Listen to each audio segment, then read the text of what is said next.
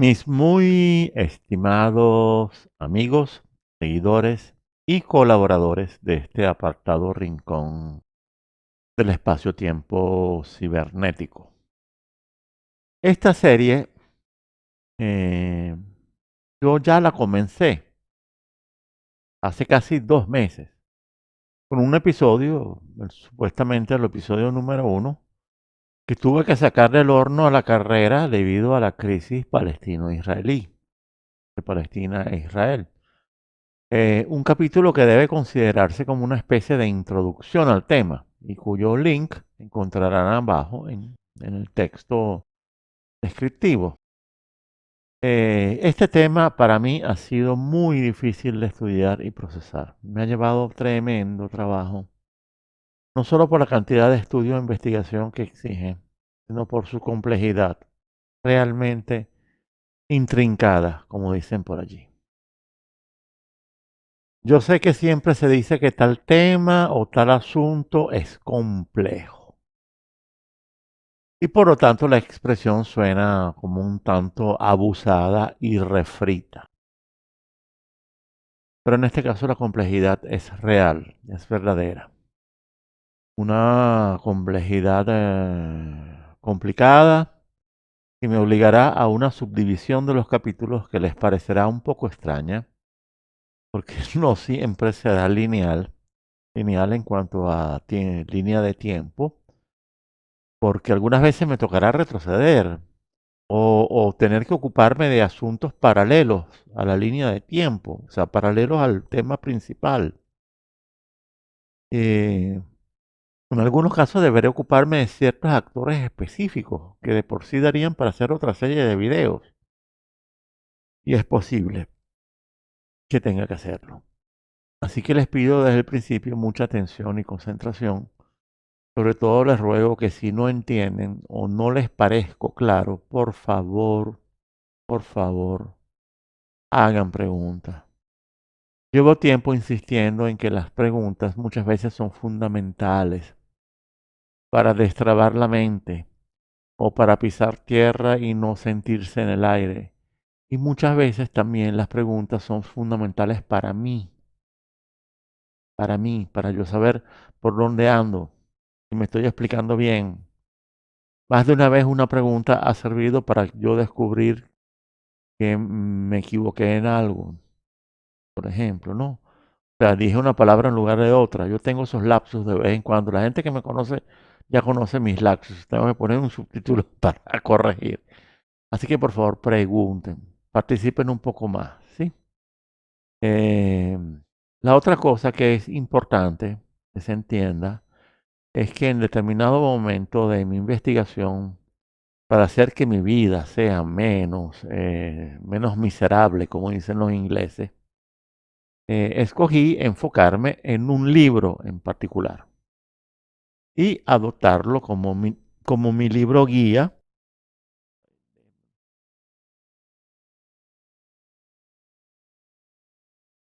Y adoptarlo como mi libro guía. Ahora me tengo que enderezar todo el ajuste que hago previo para enderezarme y quedar derecho frente a la cámara. Bueno, este libro, ¿no? Este libro, ¿verdad? De todas maneras, eh, los datos para adquirir este libro los voy a poner en el texto descriptivo junto con una bibliografía esencial. El libro todavía está en circulación. Y de paso, les voy a decir una cosa, es sorprendentemente económico.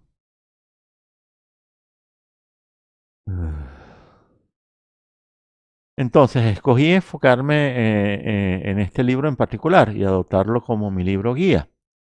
Y lo mismo hice con su autor. Eh, del libro y del autor yo les hablé en el video anterior. Y el título del libro, se habrán dado cuenta, es el mismo de la serie. Por lo tanto, se llama La Guerra del Templo, ¿no? Claro, como el libro que yo tengo aquí es en italiano, dice La Guerra del Tempio. Es lo mismo. Eh, y Más abajo en el texto descriptivo encontrarán la bibliografía. Les aviso que el libro lamentablemente no ha sido traducido al español. Es muy lamentable lo que pasa con el idioma español en cuanto a libros. Yo no es que no es que a mí me gusta recurrir a libros en italiano o a libros en inglés porque por una cuestión de pose o algo así. Es que realmente me encuentro difícil encontrar bibliografía válida en español, ¿no? Eh, y eso no es, y eso es culpa de las editoriales, lo digo una vez más. Son las editoriales las que nos muestran el debido interés en editar libros de otros países europeos, salvo libros que obedezcan a ciertas y determinadas líneas, que generalmente son líneas que se pueden definir como políticamente correctas. Y este libro no es políticamente correcto. Es muy respetuoso. Es muy respetuoso. Aquí nadie podrá sentirse ofendido, ni siquiera los judíos, ni siquiera los sionistas podrán sentirse ofendidos, porque este es un libro sumamente respetuoso. También con respecto al Islam es muy respetuoso. Es un libro ejemplar, de un investigador realmente serio. Bueno, seguimos. Eh, pero ¿por qué escogí este libro en particular? Porque es el más cercano a una narración lineal y es el mejor logrado desde el punto de vista didáctico y de la síntesis que logra sobre el tema o ciertos temas que para mí son importantes. Y aunque es más digerible que otros libros, fíjense que no es un libro gordo, y aunque es más digerible que otros libros, no peca de ligereza, para nada, no cae en simplificaciones. ¿Por qué? Porque las simplificaciones yo les tengo miedo. ¿Qué pasa con las simplificaciones? Cuando las simplificaciones son excesivas, al principio te ayudan, pero luego te dificultan entender ciertas cosas. O sea, en la medida que el tema avanza, si tú simplificaste mucho al principio, estás más bien creando una dificultad posterior. Eso es algo que suele suceder mucho con este tema, que de paso es muy delicado porque toca muchas religiones. Las toca casi a todas. Entonces uno debe ser muy respetuoso y riguroso para no ofender a nadie. Salvo, bueno, hay por ahí una o dos sectas que sí son poco fantasiosas, pero espero que se lo tomen a bien. Ya sabrán cuáles son. Falta mucho para llegar a ellas. De paso, su autor, Gianluca Marletta, que no hay una foto por aquí, no tengo una foto de él, pero sí la voy a poner en el video. La están viendo en el video en este momento. Gianluca Marletta es alguien al cual admiro particularmente porque cuando explica ciertos asuntos o hechos o describe ciertos conceptos que sin duda alguna son abstractos y muchos de ellos pertenecen al mundo del esoterismo e incluso al mundo del ocultismo, lo hace con buena fluidez y sin recurrir mucho a sensacionalismos ni a exquisitismos, o sea, a palabras rebuscadas o que solo los especialistas conocen. Y eso es algo que le agradezco mucho. De todos modos, porque es inevitable, cuando toque una de esas palabras, prometo que serán debidamente explicadas. Y si se me pasa, se me olvida, pues allí estarán ustedes para apuntarme el error. Bueno, entonces saquemos la guadaña y al grano. Amigos, esta serie no va a ser solamente sobre política y geopolítica del Medio Oriente, y en particular de Israel. También va a tratar sobre religión. Debe hacerlo, es indispensable. Y desde ya les digo que no va a ser posible entender totalmente todas las causas de la situación actual del Medio Oriente, pero sí las más importantes y determinantes, las decisivas, y las que no queden claras es posible que tenga que abordarlas con videos especiales o complementarios. Es muy posible. Y entre las causas que se van a exponer en esta serie, algunas son estrictamente religiosas, las cuales normalmente pertenecen un poco, que digo, no pertenecen, permanecen, las cuales permanecen un poco o en segundo o tercer plano y al margen del flujo noticioso de la actualidad. En las noticias, en los medios, sobre causas religiosas casi nunca se habla, ¿no? A pesar de que es importantísimo el tema religioso en los conflictos del Medio Oriente, pocas veces se expone el asunto religioso. Y sin embargo es de una importancia extrema, porque allí, sobre todo en Jerusalén, en Tierra Santa, y en particular, en un sitio particular, en la llamada explanada del templo, monte del templo o explanada de las mezquitas, tiene varias denominaciones. Eh, Heram el Sharif, como la llaman los musulmanes, el noble santuario, ese es el lugar donde se levantaba en la antigüedad el templo sagrado de Jerusalén, el templo sagrado para los judíos, que de paso era el segundo templo después del primero, que fue el de Salomón. Y este segundo templo fue destruido en el año 70 por los romanos y solo quedaron en pie las paredes perimetrales de la muralla de protección, una de las cuales es ni más ni menos que el famoso muro de los lamentos, que tantas veces habrán visto, me imagino yo. Bueno, señores, en ese punto, en ese preciso punto de Jerusalén, se concentra, óiganlo bien y grábenselo en la cabeza. En ese preciso punto se concentra la atención extraordinaria y constante de medio planeta. Y no estoy exagerando.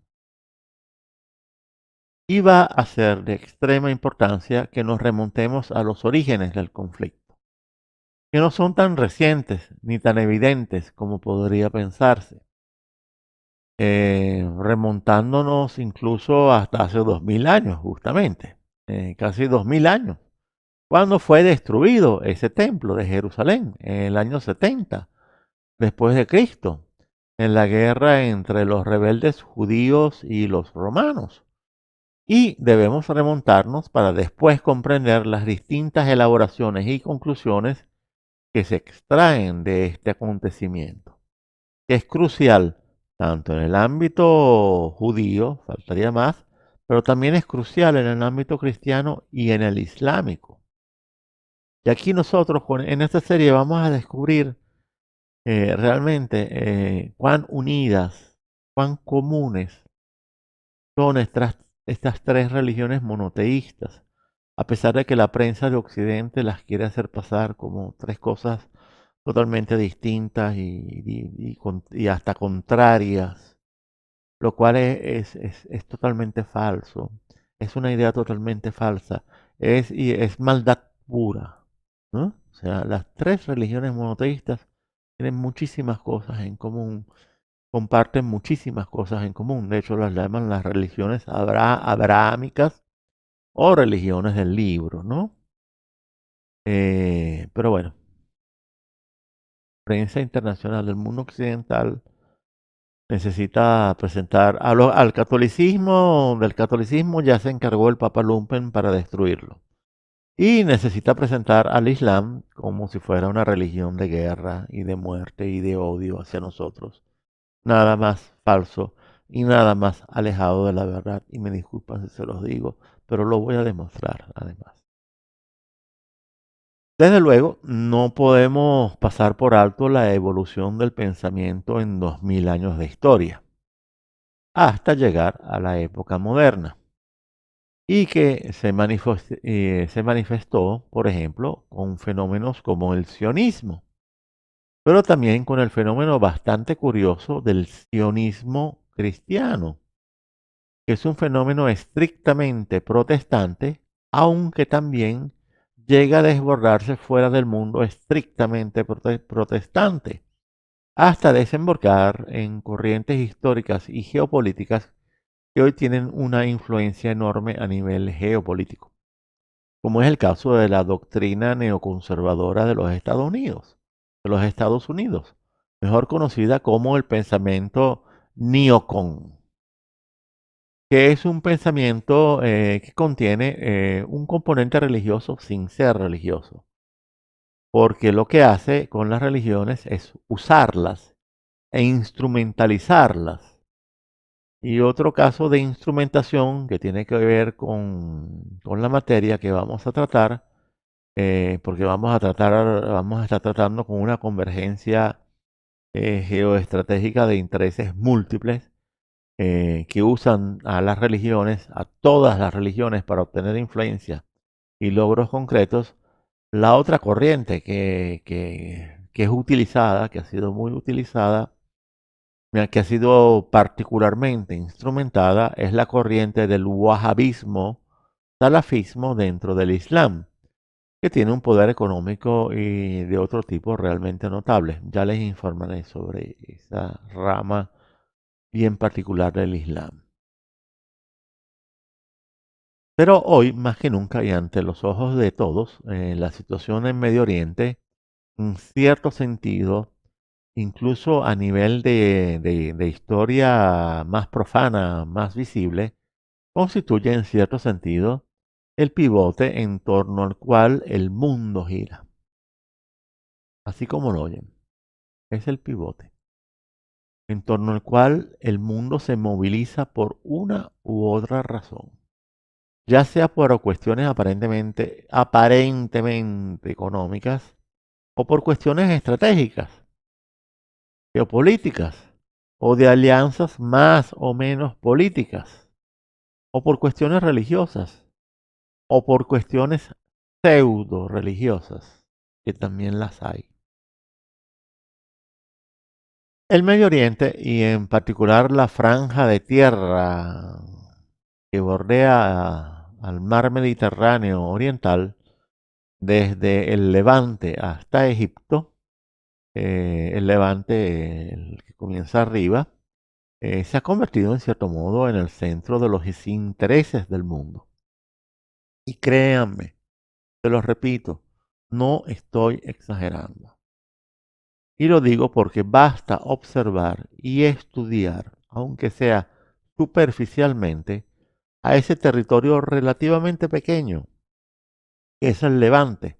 Aquí lo tienen en un mapa más, digamos, más específico, que es lo que se extiende desde Siria hasta el norte de Irak y el Líbano, e Israel, desde luego, para descubrir que en él se apiñan, pero de verdad se apiñan, se amontonan ejércitos, servicios secretos, agencias de inteligencia y grupos paramilitares de todo tipo, creados y apoyados por un conjunto indefinido de naciones que es realmente numeroso.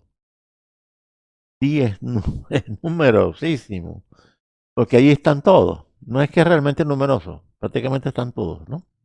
Todos los que cuentan en geopolítica. O sea, allí tenemos a los estadounidenses, tenemos a los ingleses, tenemos a los rusos, faltaría más, tenemos a los iraníes, tenemos milicias árabes de todos los tipos, de todos los colores, de todas las formas y tendencias.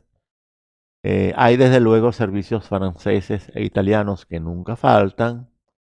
Así que en esta franja, en este territorio relativamente pequeño, los intereses de todo el planeta se encuentran concentrados en una zona que de paso, desde un punto de vista estrictamente económico, ni siquiera es central.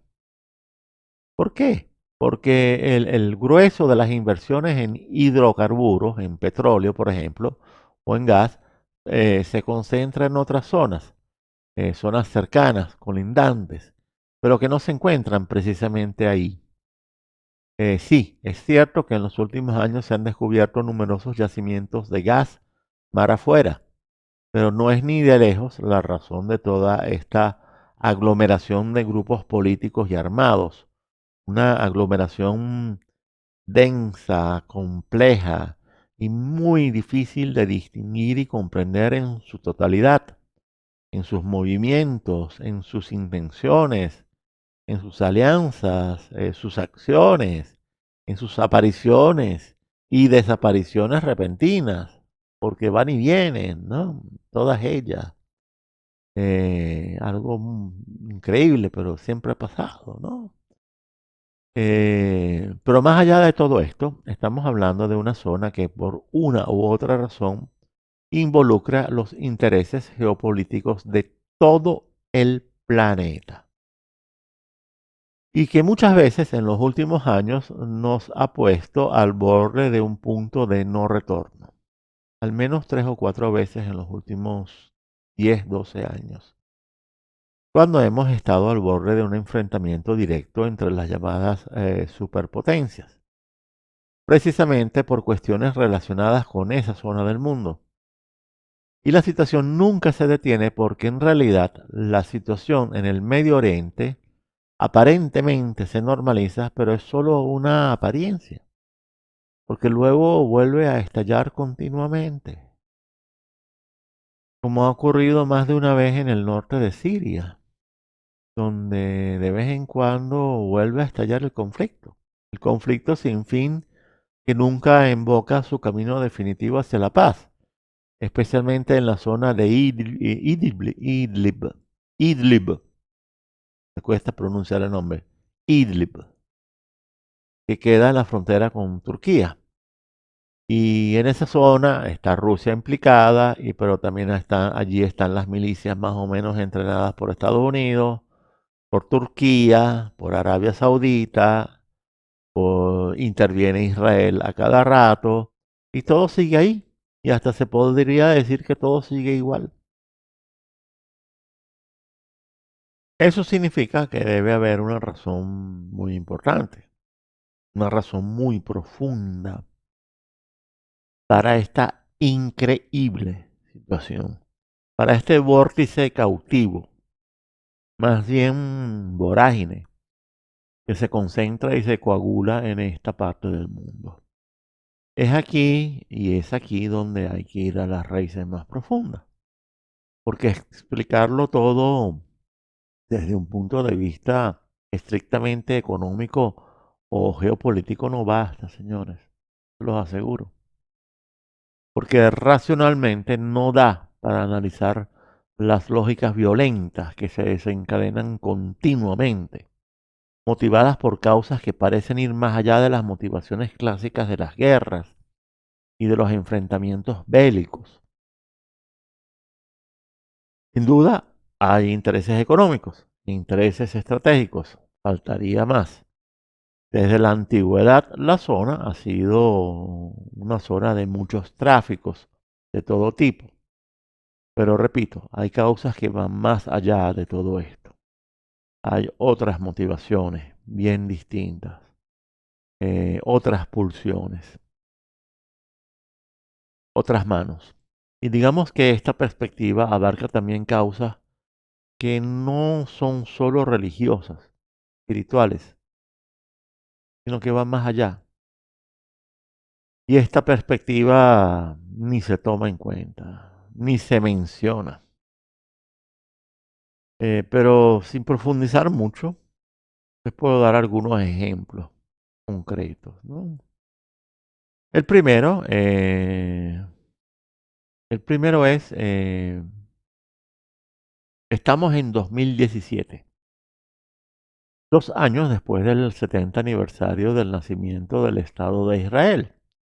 Y el presidente de los Estados Unidos para ese momento, Donald Trump, traslada o al menos declara que va a mudar la actual embajada de los Estados Unidos de Tel Aviv a Jerusalén. Un acto que al occidental, sobre todo al europeo medio, le importa poco o nada. Pero esa ausencia de interés contrasta enormemente con la reacción extrema que hubo en la población palestina. Pero ¿a quién le interesan los palestinos? Eh, los europeos se han vuelto muy ajenos a ciertas cosas.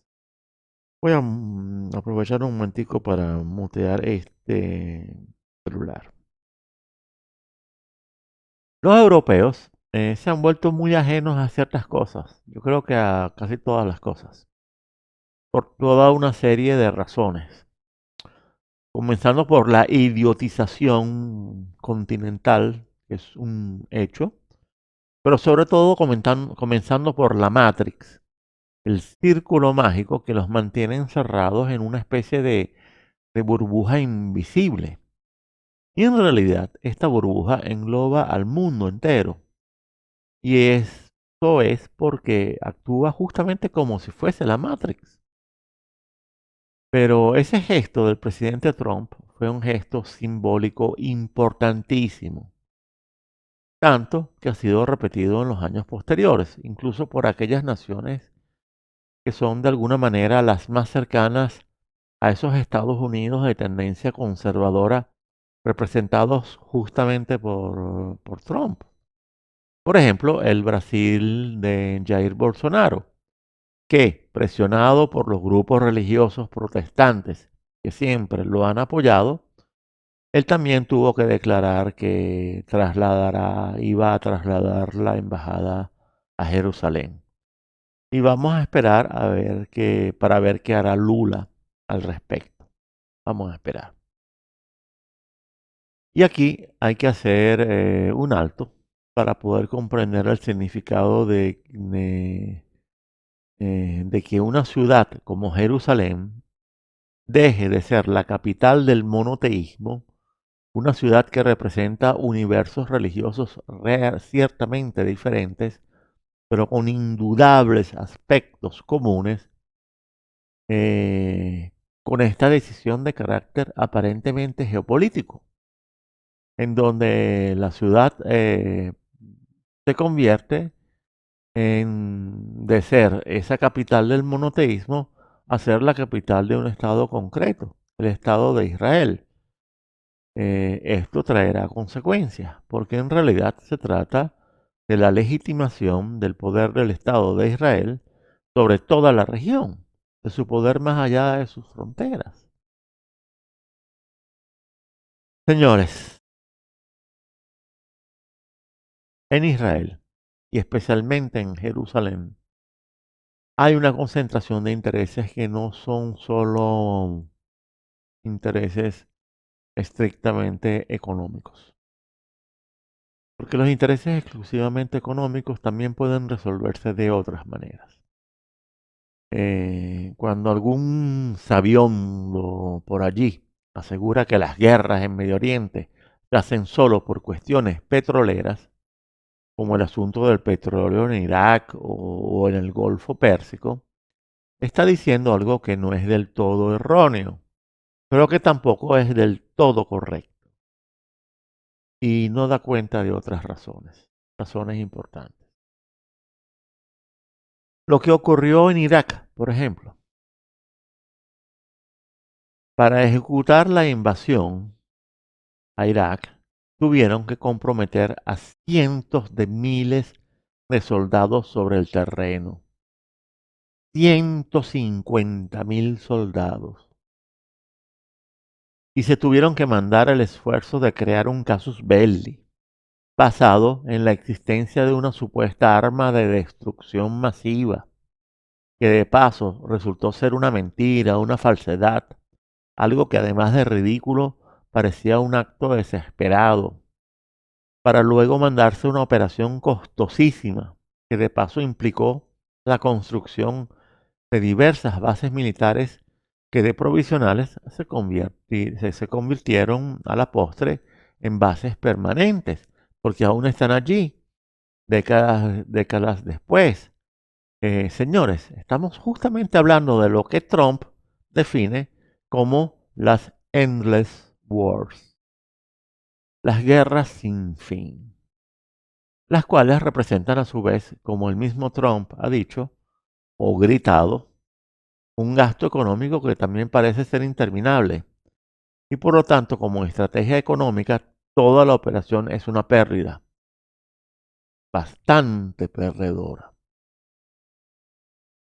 Pero eso no hace sino confirmar que uno de los principales problemas que afectan a los imperios de todas las épocas, especialmente si son marcadamente expansionistas, es que son antieconómicos, terminan siendo antieconómicos. ¿Por qué? Porque deben ejecutar muchas operaciones improductivas de todo tipo para mantener el dominio. Operaciones que con el tiempo se vuelven verdaderos pozos sin fondo en cuanto a su capacidad para atragar dinero y el dichoso retorno de ganancia para el complejo industrial militar. Claro que lo hay, pero no es como la gente cree.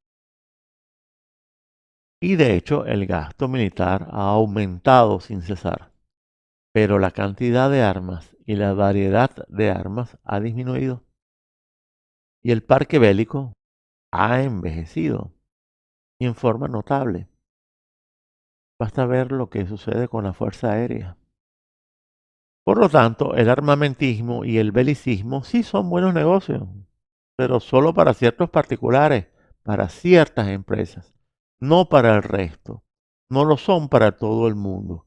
Y además aumentan la concentración de la riqueza en cada vez menos personas, que es el cáncer del capitalismo.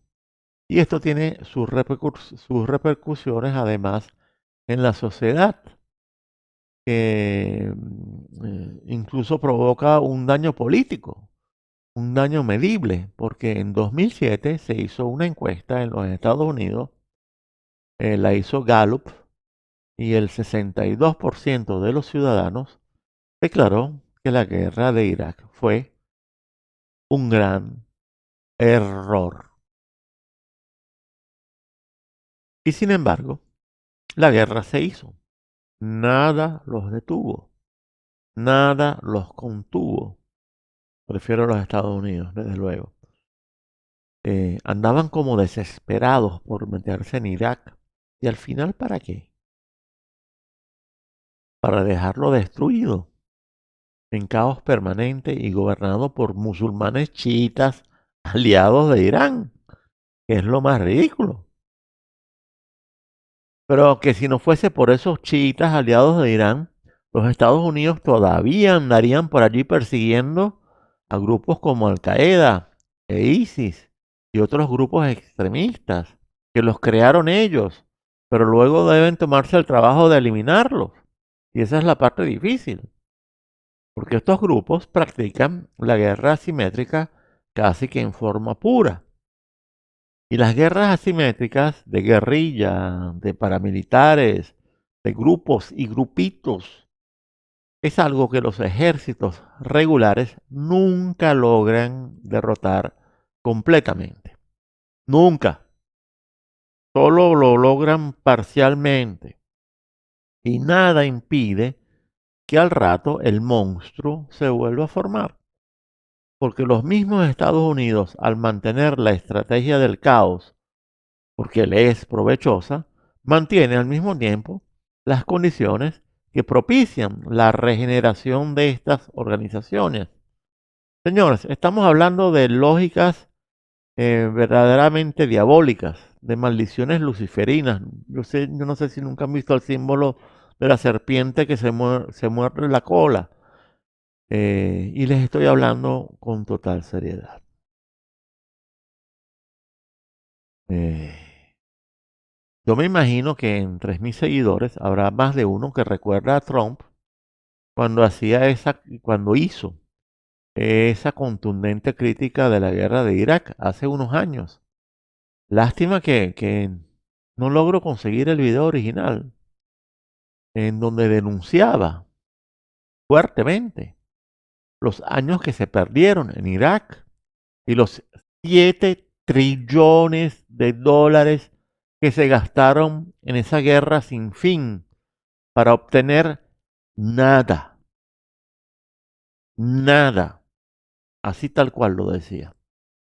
Y saben una cosa, que Trump no solo tenía razón en cada una de sus palabras, sino que si a su discurso le sumamos toda la historieta de las armas de destrucción masiva, que era una mentira, y ni hablar si ahondamos seriamente en la cuestión y nos remontamos hasta el mismísimo episodio del 11 de septiembre de 2001, bueno, si nos atreviésemos a sumarlo todo, a ponerlo todo en fila, pero sobre todo a sumarlo todo, en lo material, en lo militar, en lo humano, en lo económico, al final no quedaría otra cosa que sentirnos moralmente obligados a reconocer un absurdo sin fin, mejor dicho, a denunciar un absurdo colosal, irreal, surreal, psicótico, que ignora toda lógica y raciocinio, y que ha costado muchas vidas, y que ha costado ríos de sangre, y que ha costado muchas vidas americanas. E incluso los que supuestamente regresan vivos de Irak, averigüen en qué condiciones regresan de Irak, con daños no solo psicológicos, sino con daños físicos, también con afecciones extrañas, con afecciones inexplicables. Como siempre, los Estados Unidos aprovecha para experimentar sus armas químicas y biológicas justamente en sus propias guerras. Y si en el medio hay soldados de los suyos, poco les importa. Eso no nunca les ha importado a los Estados Unidos experimentar sobre sus propios soldados. Eso viene de la época de Vietnam, señores. Basta hablar con los veteranos de guerra, con los homeless veteranos de guerra para entender esa situación. Bueno, seguimos. Cierro el paréntesis. Eh, una vez que llegamos a este absurdo que yo defino colosal, porque es increíble, ignora toda lógica, raciocinio, es porque es ni más ni menos que una locura. eh, no nos queda otra que concluir que una fuerza extraña, extraña a todo lo que debería ser normalidad y sentido del bien y la felicidad en este mundo, una fuerza salvaje, insaciable, indetenible, despiadada, es la que realmente anda detrás de esta serie de locuras, una más demente que la otra.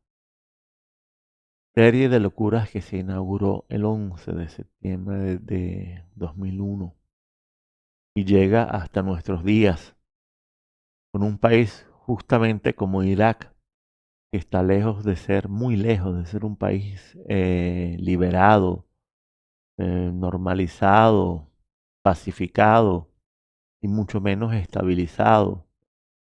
Y su complejidad social y étnica eh, lo constituye, lo transforma en una superbomba.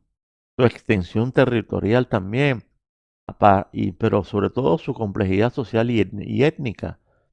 Irak es una bomba de tiempo, es una superbomba que les va a estallar en la cara a los Estados Unidos y a todos nosotros. Porque si les estalla a los Estados Unidos, les estalla también a Europa. Y porque allí, increíblemente, y después de todo, después de la guerra, los millones, el fuego, el plomo y la sangre, los ríos de sangre y lágrimas, no podemos decir problema resuelto. ¿Y saben por qué no podemos decir problema resuelto? Porque esa nunca fue la intención desde el principio, la de imponer una solución. Y he aquí que se presenta lo diabólico, porque la maléfica y maldita intención era dejar el campo listo para una escalada sin parar de operaciones caos en todo el Medio Oriente, a partir de Irak justamente, y también operaciones de estrategia de la tensión, un terrorismo purulante y galopante hacia donde uno voltee en el horizonte, con una cantidad asombrosa de grupos distintos que impiden cualquier solución nacional, regional, local. Esto es Irak hoy en día, señores. Esta es la obra maestra de los Estados Unidos y de los neocon que dirigieron esta operación. Y esta bomba, este infierno, listo para desatarse, va a desembocar en una confrontación de proporciones bíblicas, tarde o temprano, en un verdadero Armagedón. Y ese, señores, es el plan. Siempre fue el plan. El plan nunca fue de paz, libertad, serenidad, prosperidad, exportación de la democracia. Va fanculo, y disculpen la expresión, pero nunca fue eso. Y es así porque el objetivo o los objetivos, porque hay más de un plan siempre, son otros. Y todos están impulsados por fuerzas que uno ni se imagina en muchos casos. Y entender esto será uno de los objetivos de esta serie de videos. Y desde ya les aviso que ya tengo escritos vamos a decir, las chuletas, ¿no? Esa especie de chuleta guión que yo preparo para cada video. Ya yo tengo listos 10 videos, 10 videos. Y creo que al final voy a tener que escribir, llegar como a 15 videos, nada más de esta serie. Y me van a disculpar si no puse ninguna imagen de apoyo alusiva a la guerra de Irak, porque esas son las imágenes que YouTube les reclama a todos los que las usan. Y por lo tanto, ni pensarlo. Cero imágenes sobre la guerra de Irak, aunque hay, se pueden conseguir bastante. Bueno, amigos, seguidores y colaboradores de este canal totalmente libre e independiente. Óiganlo bien, este canal es totalmente libre e independiente. Condición que podrá conservar en la medida que comprendamos que se necesita algún aporte económico para sostenerlo, por favor. Aporte que además es una inversión en conocimiento y conciencia, que son las claves de la supervivencia. Y les estoy hablando de una inversión de apenas $4 por mes, si la hacen por Coffee, o $5 por mes, si la hacen por Patreon. Y las instrucciones para hacer esa colaboración las van a encontrar siguiendo las instrucciones facilísimas que puse abajo en el texto descriptivo. Pero si quieren videos como estos y videos como estos hechos con mayor frecuencia, por favor, anímense. Esto me permitiría además a mí dedicarme a cuerpo completo y a tiempo completo a la producción de videos y también a Aura, que tiene muchas ideas y muy buenas que, que expresar, que quisiera expresar en sus videos. Algunos de ellos muy apetitosos, por cierto. Bueno, amigos, es todo por hoy. Como dice la misma Aura, manténganse humanos y que Dios los bendiga.